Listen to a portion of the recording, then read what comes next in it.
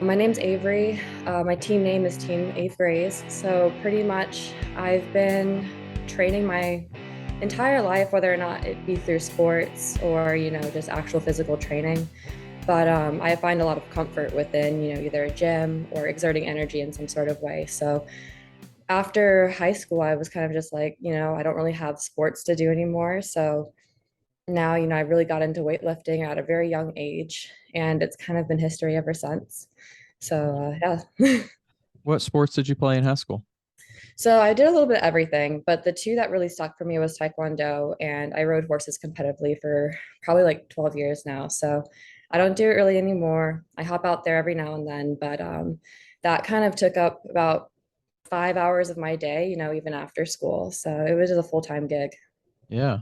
And Yeah. with Taekwondo, I mean, that's definitely not one of like the mainstream. It's kind of like Yeah. in a way, it's like fitness, it's not like very mainstream. No, not at all. And it's one of those things where it involves your entire body. So, and I started it when I was 5 years old. So it was very young. My parents, they wanted something where I could not only, get the benefits from, working out in a way, but also, getting the disciplinary aspects as well. I learned a lot about self-control.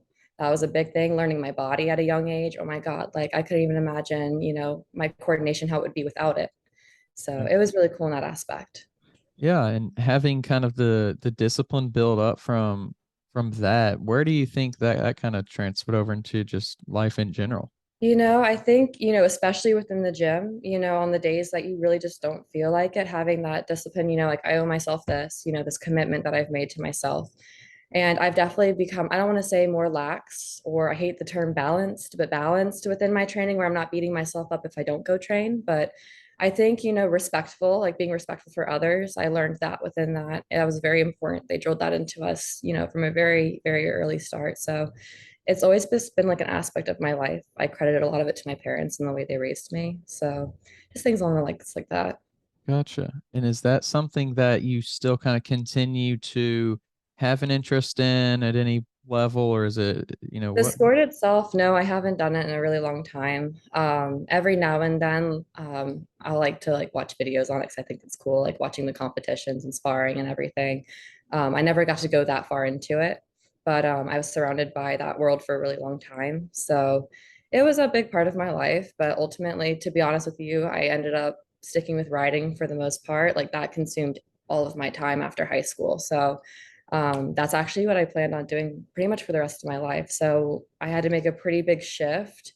Do I want to go to school, or do I want to pursue this and, become a trainer within the equestrian industry? It was a big shift for me, but I decided to go to school and, try to pursue, at the time I was pursuing coaching full time. So I was learning more about nutrition and wanting to maybe get into more of that field.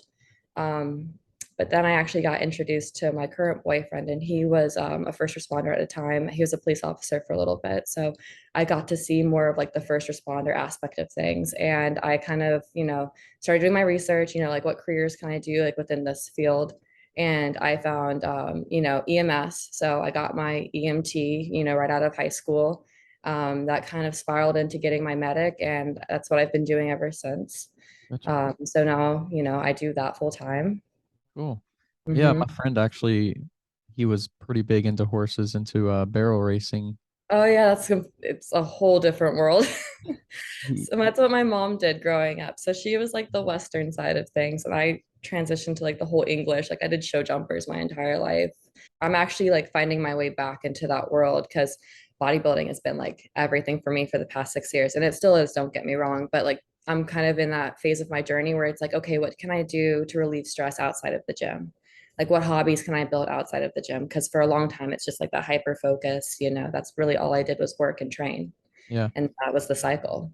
And I think it's cool too to have like a something that you're passionate about that you can also make money at and have it be like a career or something that you can at least support yourself with. Exactly, exactly. And I've always wanted to have multiple incomes. So to be able to kind of like branch off and start that up again is really cool. So how did you actually get into bodybuilding? I thought at the time I had a pretty unique story, but the more I've started to work with more females, the more I learned like, no, like that's pretty common. But So initially, both my parents, just as a background, they're both college athletes. So my mom was volleyball, my father was football. So really early, they were having me, do the sports and everything. And then around 16, I would say my dad actually brought me to a gym, like an actual gym. And that's when I was kind of like, I like this. Like, this is cool. Like, and this is something that I can actively get better at every single week. And at the time, I was still recovering from a pretty intense eating disorder that, I was so used to restricting myself 24/7 and always wanting to shrink myself that, the gym kind of gave me that, like, oh, like I can grow and I can be strong and I can still, like how I look and all that. Like at the time, that was my focus. I feel like as a young girl, your focus is how can I make myself look better? And it sounds so bad to say, like, but fitness at the time for me was just a way for me to like, I don't want to say accept my body, but accept my body. Yeah. And as I, moved through my fitness journey, I discovered, my love for strength training. So I really do accredit, I met my boyfriend and he was a power lifter. So he showed me that side of things. And now I'm correlating the scale going up with my PRs going up. So it's not so much of a negative connotation between the two. Yeah. So that's probably where I credit a lot of my success to, at least, within my progress in the gym is, really not being scared to lift heavy, especially as a female. Like once we remove that stigma, my clients just, it's immediately up from there. All right, guys, we're going to take a quick break here just for a second. Let me tell you about Smoking Gun Coffee. They're a veteran-owned coffee company that strives to produce a quality coffee at an affordable price. They only buy coffee from small coffee farmers around the world with a cup score of at least 85.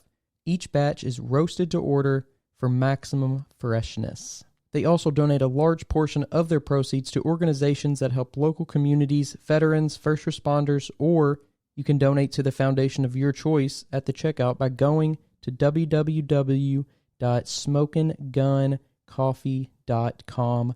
That's SMOKIN Gun Coffee. When it comes to science-backed supplements that taste great, 2NS is your one-stop shop. They truly maximize quality by making their own supplements in-house. With over a combined 90 years of experience, 2NS's team of industry experts has a commitment to research, quality, development, and innovation. The body is sacred, so give it the best. Check out all 2NS has to offer at secondnaturesupplements.com. That's 2ndnaturesupplements.com. Yeah.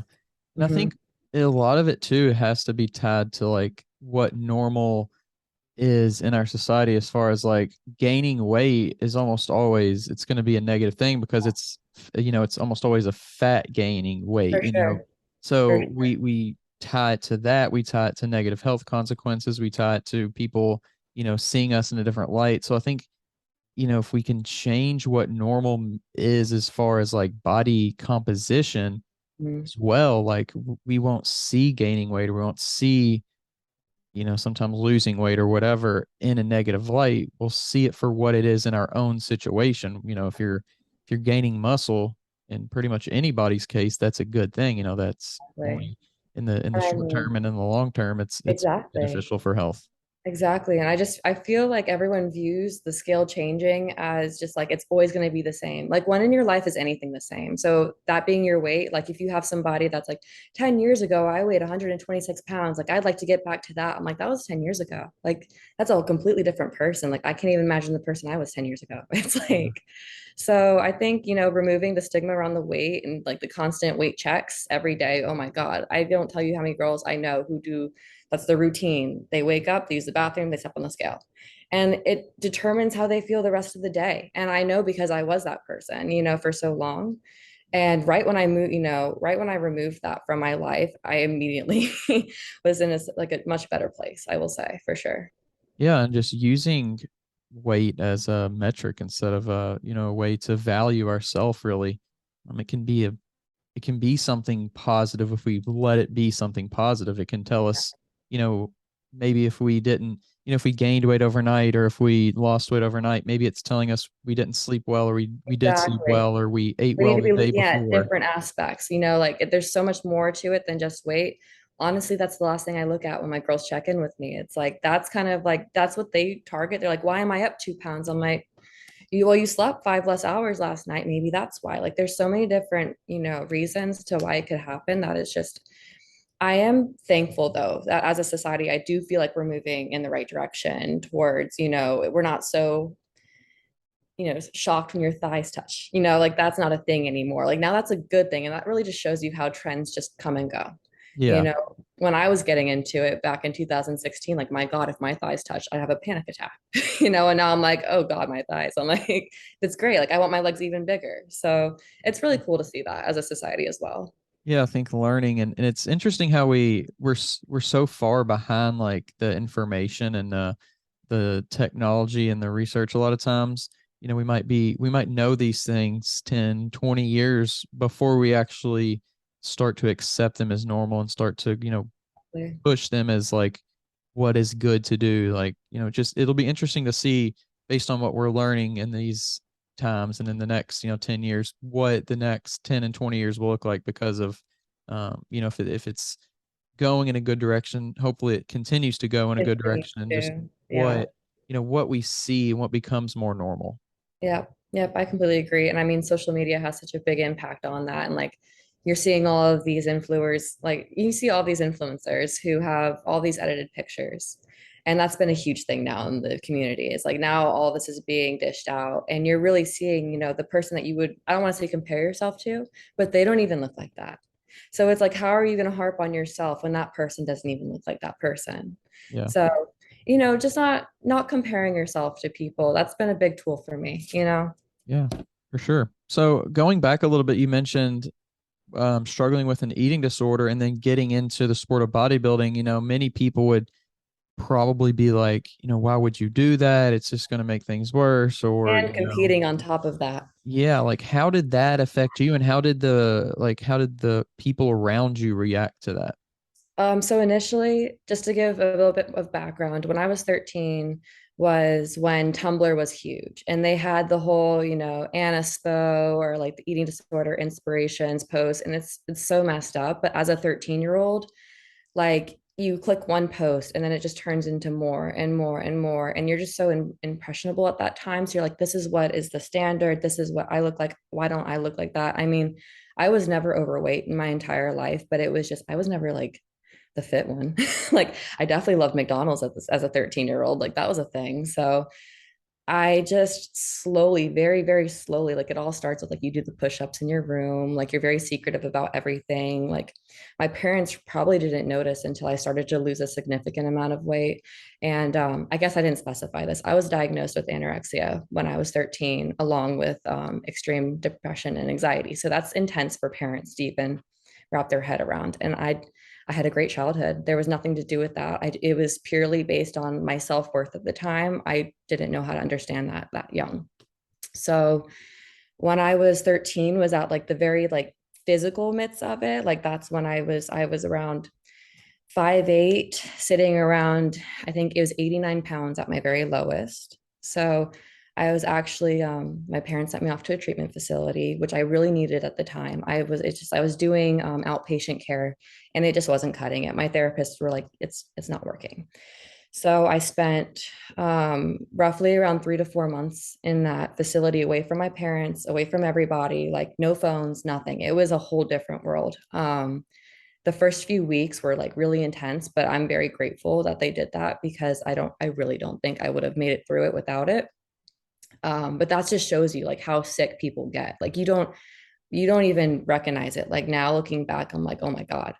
But so when I came back, I was really focusing on just trying to figure out like who I was and like what is going on that's making me be like this. Because I did have moments where like I would relapse off my plan, or it would turn into more of like a binge purge cycle. Like it elevates. It's not just the initial diagnosis, it elevates to different things.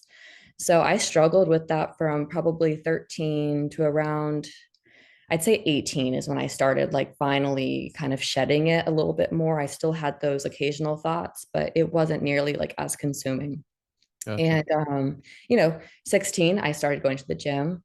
I trained for about a year, and I just fell in love with it. And I was just kind of like maintaining a very lean physique for that age. And I found competing. And I was like, okay, I guess in my head, I correlated the two. And now I have a purpose of why I can look like this. And it's like when people ask me about it, well, I'm a competitor.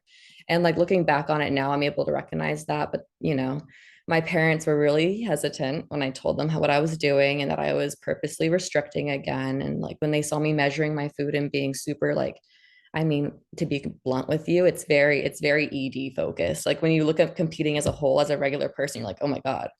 So they were very intimidated by that, but they saw how much I truly loved it. They watched me on stage and they really like saw how much I truly loved being up there.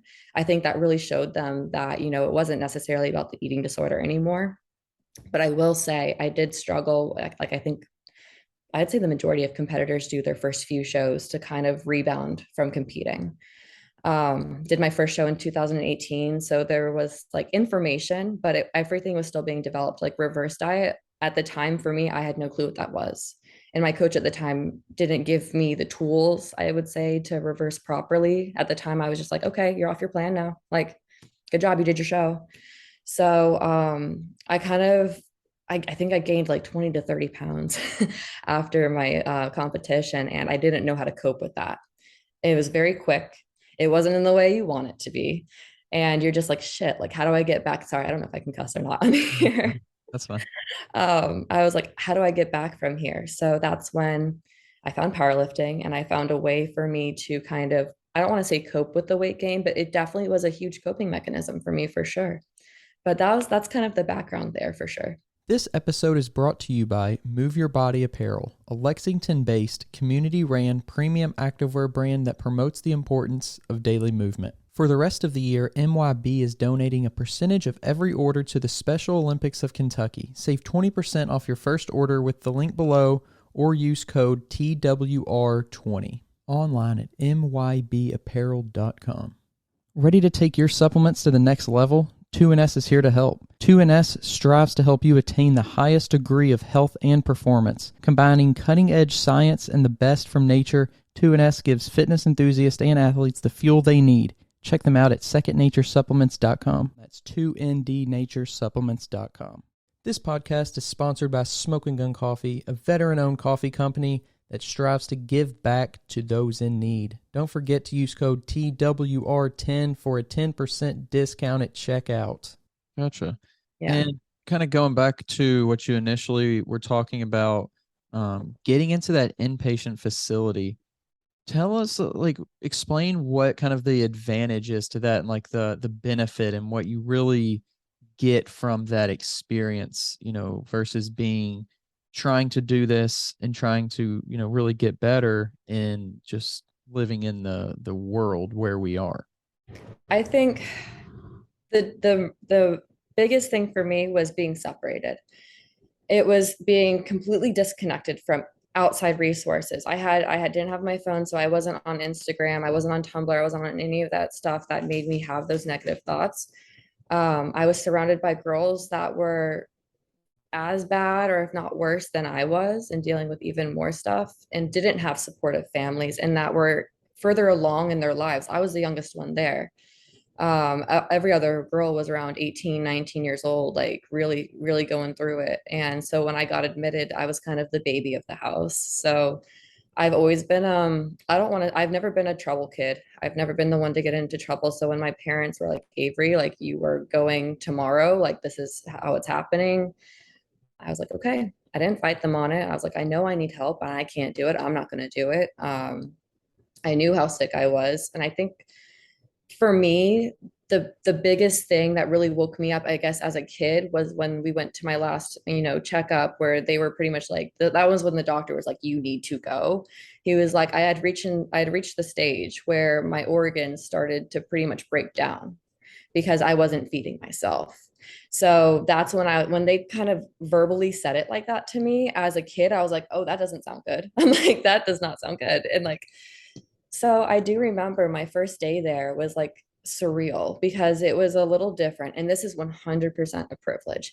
The amount of money my parents paid for me to go to this outside treatment facility. And this is every treatment facility across the board, unless you have insane insurance. Most of them don't cover eating disorders. And that's just the harsh reality. They don't think of it as a sickness or disorder in that aspect. So we were really thankful. My family kind of came together and put me through it. And without that, I don't know where I would be, to be honest with you. So it is a privilege and a luxury to be able to go to one of these facilities. I'm just going to put that out there. Now, the first time I even showed up, it was just me and four other girls. I had a therapist I saw, I think 3 times a day. We had like art classes and stuff. Like it was a very small facility. It was actually a old cottage that they kind of had like transformed into this treatment facility. And it was just, I got one phone call a day to my parents. I got letters from my friends. Like that was cool. I never had letters before. So we had our meals all together at the same time. And this was something that I really did appreciate and that I think a lot of people might be able to take from is before every meal, if you're in a hard spot, I would recognize my food for what it was. So like, this is my carbohydrate for this. Like, this is going to give me energy to do this. And they would have us list out everything on our plate and why we're eating it and what it's going to do good for our body. And that was good for me to kind of do that every single time I ate, like, mac and cheese. Like, this isn't going to do X, Y, and Z. It's not going to kill me. Like, oh, this is carbs. It's going to give me energy to go run, things like that. So slowly but surely, they kind of, fed me more and more and more. And I was on a few different medications at the time. It was just a lot to, process as a kid. But other than that, the benefits is it's 24/7 care.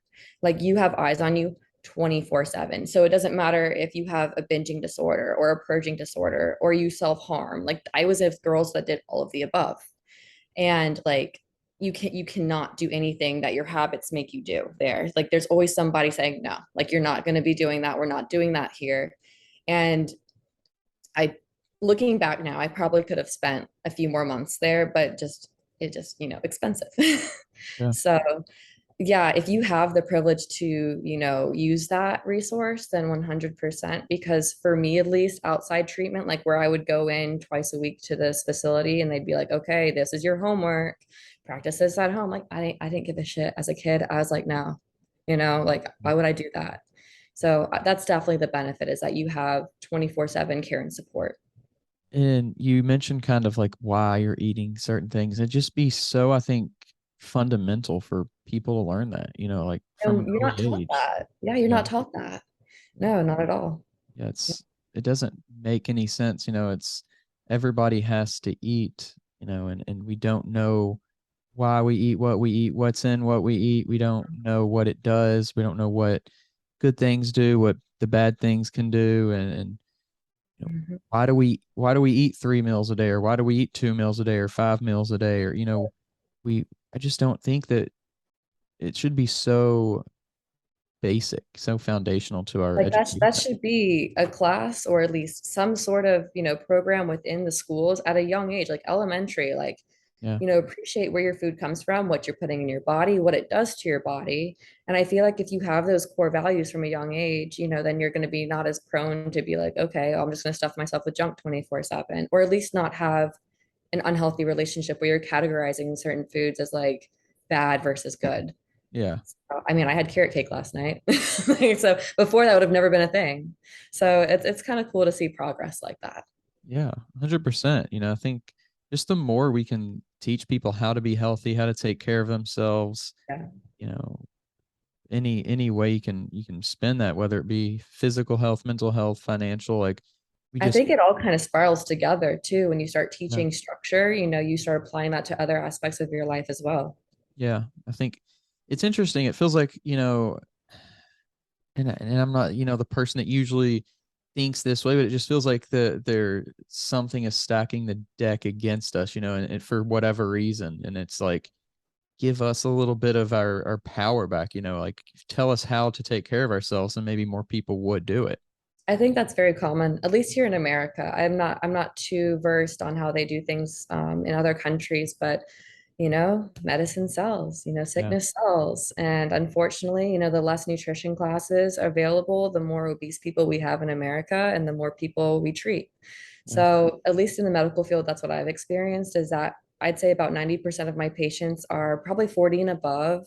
And that generation alone, most of them don't know how to take care of themselves. They have no clue of the consequences of what they've done in the past or even how to fix them. Or it seems like too much of a daunting task. Like they almost say, well, I'm already 40. Like, what's the point now?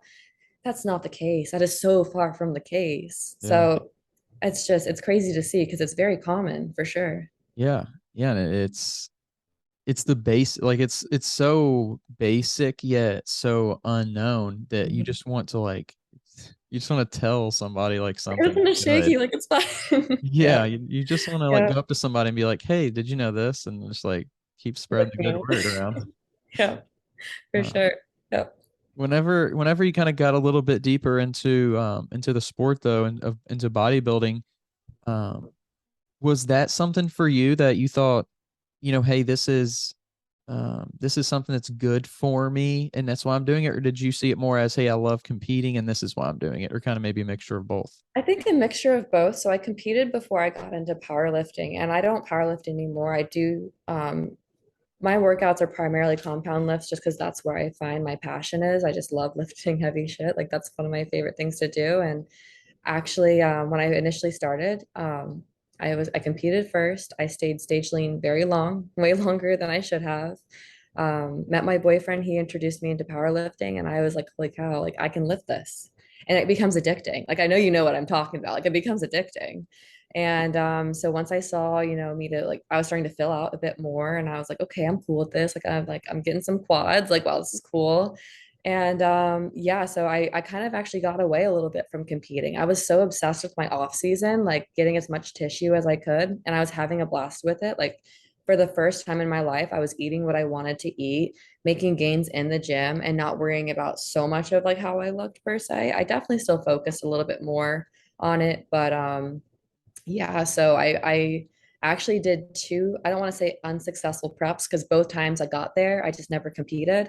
I just had a very significant mishappenings happen in my family that I just at the time I couldn't do it. I just couldn't do it, and it wasn't right. And I some people say it's an excuse, but for me it wasn't worth it. So that was it last year? I think it was last year was my last technical prep. I was around 6 weeks out when I decided not to compete. And the initial goal was to kind of rebound a little bit, get my thoughts together, get my life back in order, because it was a huge event, that just kind of threw everything off for me. And I was also going through medic school at the time. So, like, that in its own is just like, I had no idea who I thought I was to be prepping while going through medic school. But I got very deep into it, and I was actually really proud of the progress I made with my coach Nadia. She's been a longtime friend of mine and just the best coach ever. Shout out.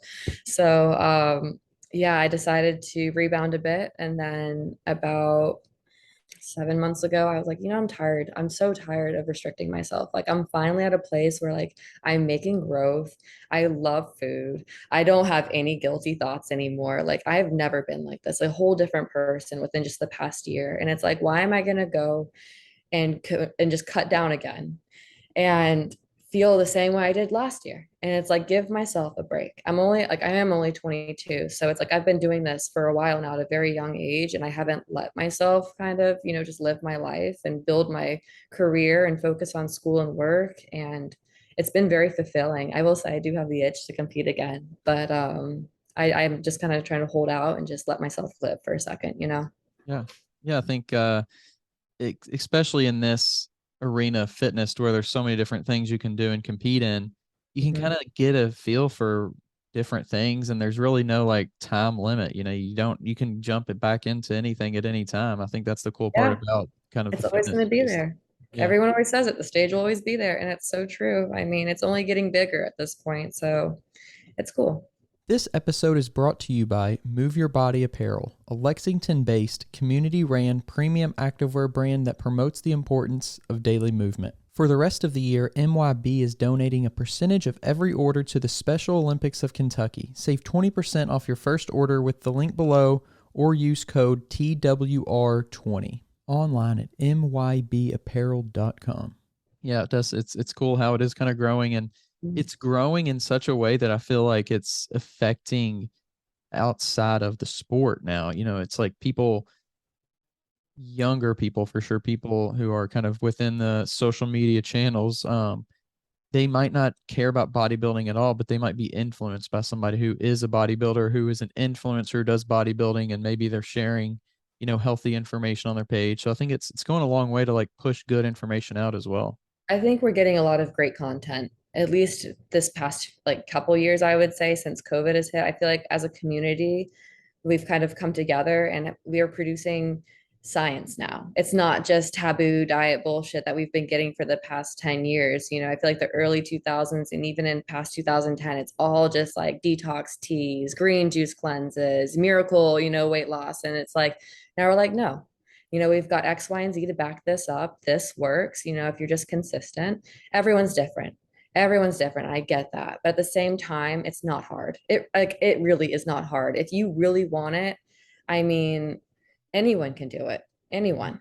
Yeah, that's the really cool thing about it, and you're seeing it over social media. People do just stick to it, they commit to it, and you see the progress that they make. And you can't take into a picture the life changing degree that it can have, but people are seeing that in their own life.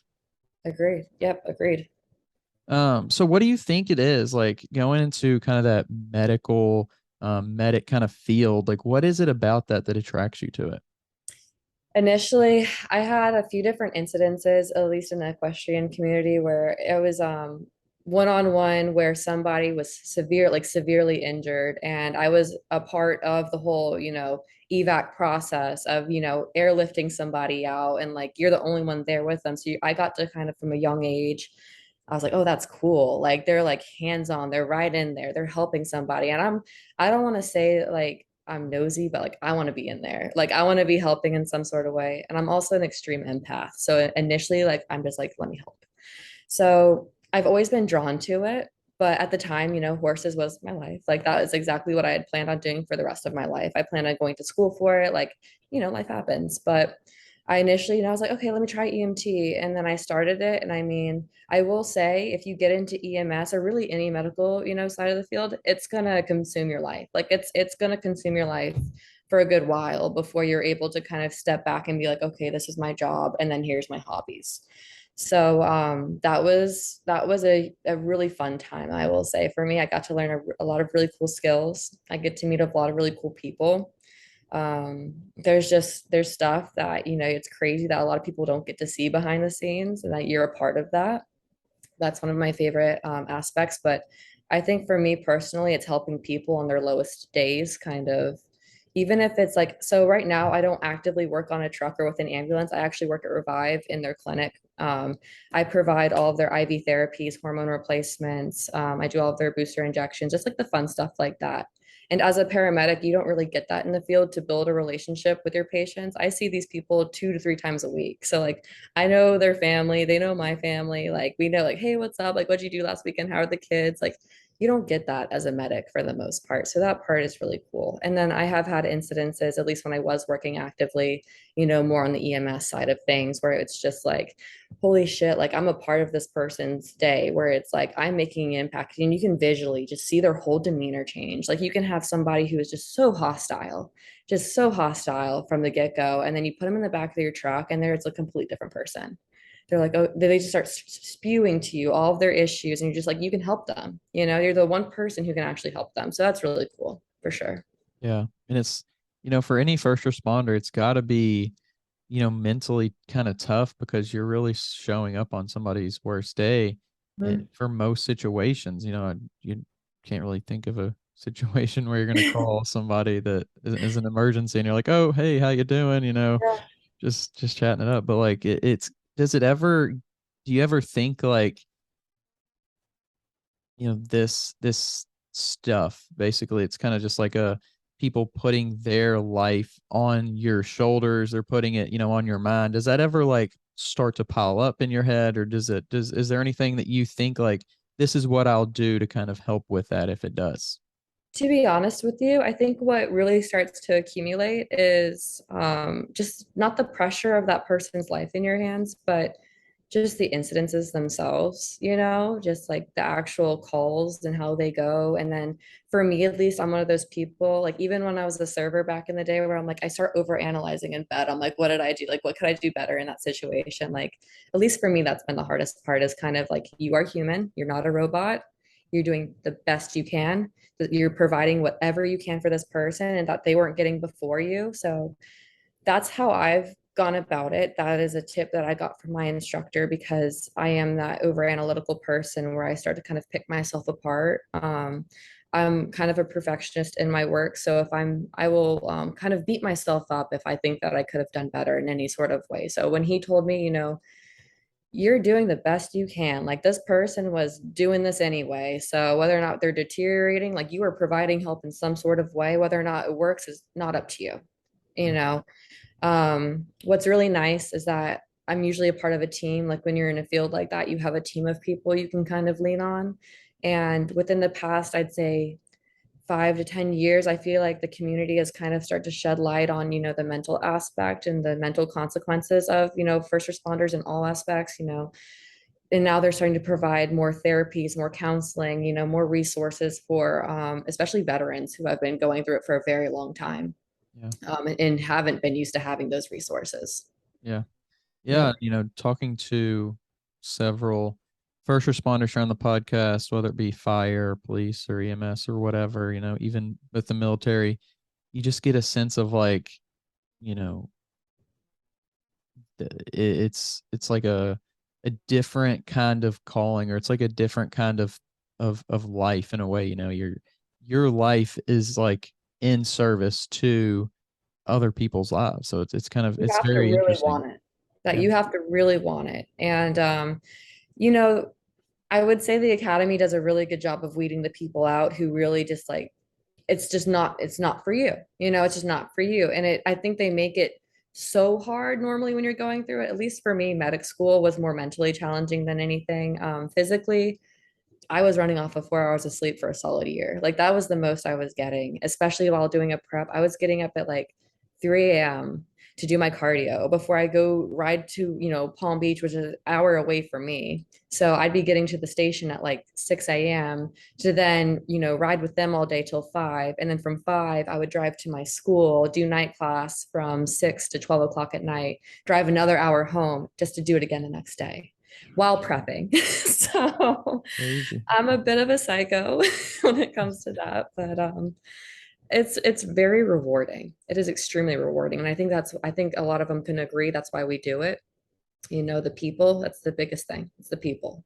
Yeah. Yeah. It's interesting what you'll do when you find like a passion for something, and when you find like the thing that that's calling Yeah. towards you, what you'll give up, what you'll sacrifice, because it's worth it at that point. It's amazing that people kind of go through life a lot of times without knowing like what they really truly care about, from a passion perspective. I think a lot of people want to find their calling, but don't know how to go about it. And honestly, my biggest advice for anybody who is struggling with finding their why or their calling is you have to get uncomfortable. You have to get uncomfortable. I cannot stress this enough of how many times in the past 3 to 4 years, even within my career, where I'm just like, I really don't want to do this, but I'm going to do this, in front of people. Like you have to put yourself in those situations and then you'll start finding, I can do this. Like I can do this. I did it last week. I could do it again today. And you're going to continue that mindset for sure. So I think that's my biggest piece of advice there. Yeah. And I think that's a good place to end the podcast. Make yourself get out of your comfort zone, and Yeah, that's where the growth happens in anything. So I exactly. really appreciate you coming on here. It was really good getting to meet you and getting to talk to you. Yeah, of course. Thank you for having me. This was so much fun. Absolutely. And if you want to share your social media before you head out, you can go ahead and do that. So I'm Ave Grays on Instagram. You could find me there. That's pretty much the only social media I have right now. I mean, Facebook, but Facebook. So thank you.